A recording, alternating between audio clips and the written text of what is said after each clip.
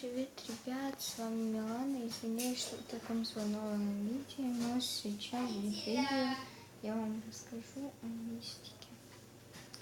Вот, я живу в таком трехэтажном доме.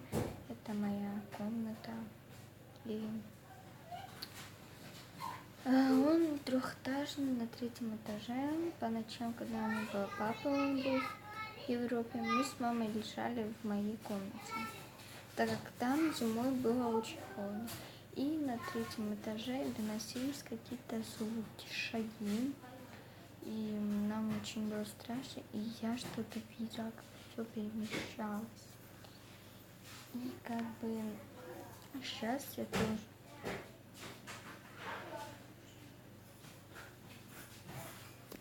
Ребят, так кто-то дверь стучал. Я в шоке, ребят.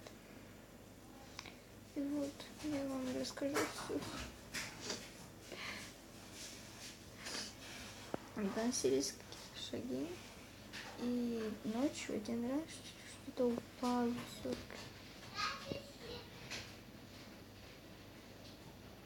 открывалось. Посмотрю. Это не смешно. Это вообще не смешно. А видите эту дверь? Извини за бардак, просто слышу. Вон ту дверь, да? Там живут мои соседи. Но эта дверь замкнута. Сейчас в спальне. Мне очень страшно. Я одна дома. Это моя собака, Лаки. Она очень на всех реагирует.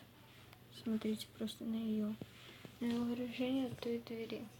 Ладно, видео будет выходить несколько раз про мистику. Всем пока.